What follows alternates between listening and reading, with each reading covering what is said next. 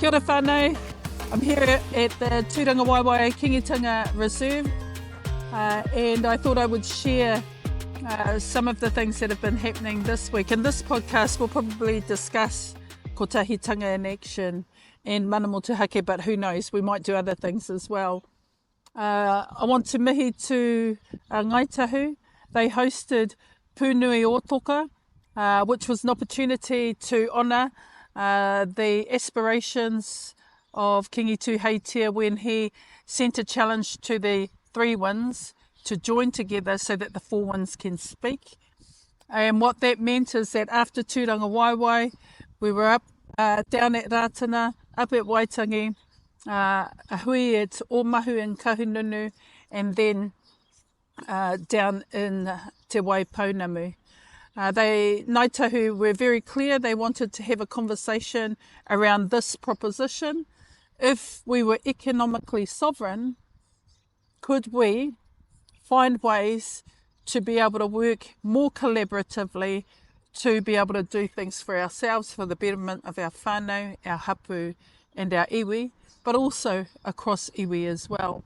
So big mihi to them for that whakaaro.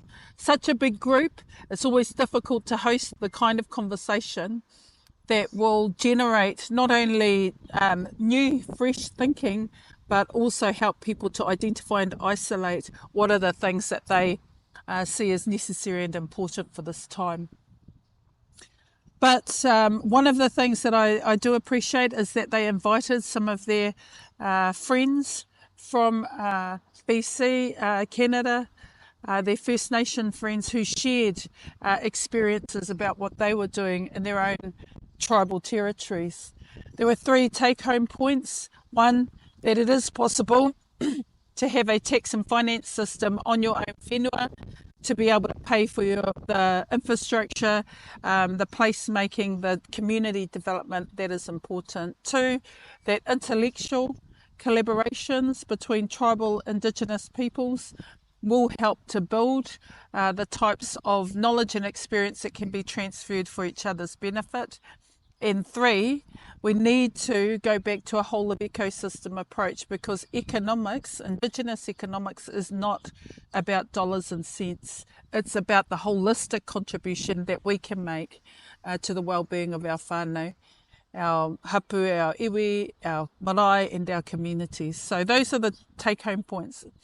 I think on the economy, we've already seen that the Māori economy is growing, and it's growing because the profile of it is primarily forestry, lands and fisheries. And it's growing because the backbone of the Māori economy is Māori land trusts and incorporations and what they do on their own whenua. Also our Māori enterprise ecosystem, which continues to grow, and then our PSGEs. So what that highlights is we probably need to have a different conversation within our own rohe about who's doing what and who can do things the best that they can so that we all benefit. If I think about our own rohe, having conversations around placemaking or master planning would mean that the iwi would be talking, yes, or engaging with their marae, but also their land trusts and incorporations to identify, well, can we create epicentres of growth that will actually directly contribute back to their communities. The enterprise ecosystem is another question that we should very much deliberately ask ourselves. This is something that I was working on when I was in Parliament. How do we grow the enterprise ecosystem? So opening up procurement channels within our communities is really important, both at central local government level and an iwi level, but also just within our non-government sector.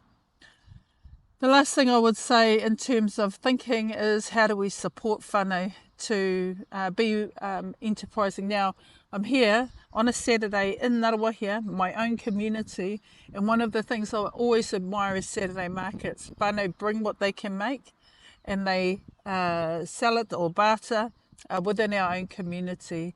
So that is a really specific model of how you can do things for yourself. And so, yeah, lots of things to think about from an economic context.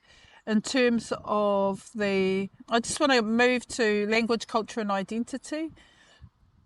Even though we didn't talk about this too much on the day, it seems to me that we're doing really well and we've made a lot of progress in this area. And while the government is doing its thing, cutting funding and not emphasising the importance of te reo, what we do in this area will continue to grow the champions, but also the leadership in the reo space that we desperately require. But it got me thinking that, we promote bilingualism, but actually Māori have the capacity to promote multilingualism, and that multilingualism could reach out and strengthen our connections in the Pacific, across the Southeast Asia, which is a natural region for us, and definitely with our Indigenous brothers and sisters across the world. So we need our language champions to pretty much all push out, figure out what does that horizon look like, and then we get behind them. And when I say we, Māori them get behind them, so that the pathway for our tamariki as kohanga, kura, whare kura auraki that support te reo, but also creating pipelines where language can strengthen and bridge relationships to new opportunities and new horizons. On the constitutional issue, again, this didn't come up much, but it was quite a strong feature of previous conversations, is that we need to really consider how we build our sense of nationhood through absolutely recognising the principles of the treaty and putting them into action and advancing the conversation around our constitutional basis. So I'll stop there for a moment and then I'll come back because I've got some ideas on that as well. All right then, recapping on the kōrero with regards to the constitutional debate, it's going to be fundamental to any type of progress that we don't leave any confusion around the way in which this country was founded. Te Wherowhero, Pōtatau Te Wherowhero signed he whakaputunga. He was the last signatory. He didn't sign Te Tiriti o Waitangi. Notwithstanding all of that and all of the local or internal debate within iwi, every Māori descendant was treated as if every ancestor had signed the treaty. So we just have to accept that as a situation that all Māori are in. Therefore, none of us can compromise the important place that the treaty has in the constitutional arrangements and conventions of our country. So over the next few months, there will be a debate about the treaty principles, and we shouldn't leave this up to chance. We should engage in the process however we can to support strong advocacy around, rather than dismissing the principles of the treaty, how do we make better the responsibilities, the roles and responsibilities that fall off recognising the treaty Te Tiriti o Waitangi as an important constitutional statement that guarantees rights and responsibilities to each and every one of us. Sadly, the fragility of some, and I will say some, members of Parliament at this current time is not helpful, and it will only generate anger and division. So we need to be clear-eyed and we need to be concise in the way that we articulate our aspirations for this nation and building a sense of nationhood inclusive of Te Tiriti o Waitangi. Nō reire tui, it feels like a koho, but it's not meant to be.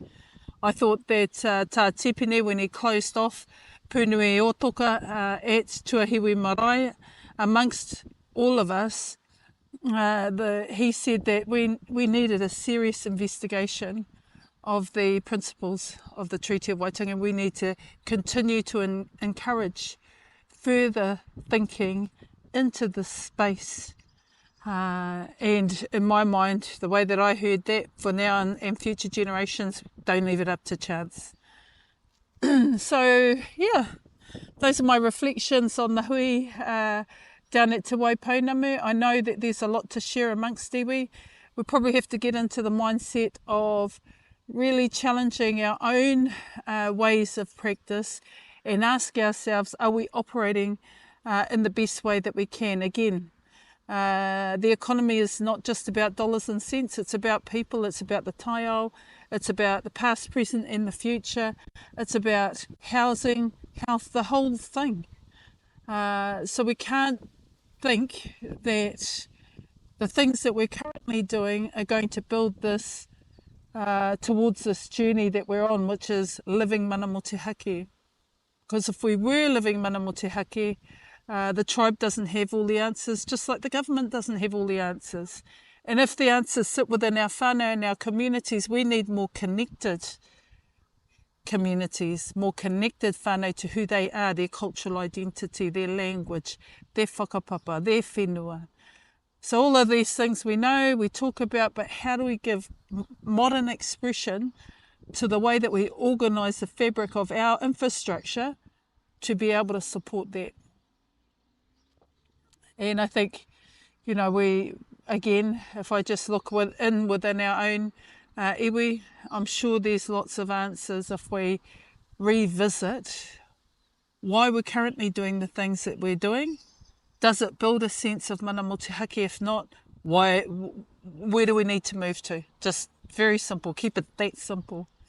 Also, mana mo te hake is ultimately a mindset. I made the comment on Kingitanga Day in a speech that I gave there. You know, for my kids, mana mo te hake is when they wake up, they make their bed, they clean their room, they get themselves sorted for the day without being asked. They just do it. They are in control of their day-to-day lives, and we're there to help guide and support them.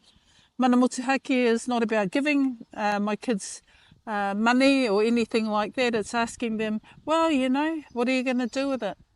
Are you going to put it in a bank? Are you going to put it in sharesies? Are you going to give some away? Are you going to, you know, how are you going to grow it? Mana mo te hake is thinking about our contribution and our service. There's always got to be something bigger than yourself that's worth contributing to, and that's kaupapa. So what are you going to do for others? What are you going to do to help a kaupapa? And then mana mo te hake, again, as a mindset, helps us to believe that anything's possible. We just have to put our mind to it. Nō reire te iwi, paku whakaaro. I've come to the realisation that the wānanga that we create every day, everywhere, starts to reverberate and create ripples of maybe influence, conversation. But if we're going to be provocative, let's do it for the right reason, yeah? Not to be a hoha, you know, one of those things, one of those hohas. Let's be provocative because we want people talking about the things that matter to us. I shared that, you know, I would love, my big aspiration for my children and anyone who I come into contact with, who I might mentor, is I want you to be intellectually curious, and in doing so you will be intellectually vulnerable and challenged. But if that is what it's going to take to help grow you, then it's worth it, because we don't have all the answers. And we don't know sometimes even what are the right questions to ask. But in thinking about these things, we position ourselves in a way that we're open to criticism, we're open to hearing other people's ideas, we're open to, sharing knowledge, sharing wisdom, sharing experience. And that's got to be good, because that's our kaumatu and kuia were with us. We were really fortunate. Nō reira, e te iwi. Those are my thinkings for the day, for the week. I'll come back to you on some other things at another date, but I really appreciate the feedback that you're giving me with regards to these podcasts. Again, rough and ready. I don't do this stuff all the time. It's kind of not something I even thought about doing. But a person who I respect said to me, look, nice, people will be really interested in what you think on a whole lot of things. Well, you're either interested or you're not, but that's okay. Ko tuwhera te kuaha, kia te whakarohia ki ngā kaupapa o te wā. Mauri ora whānau.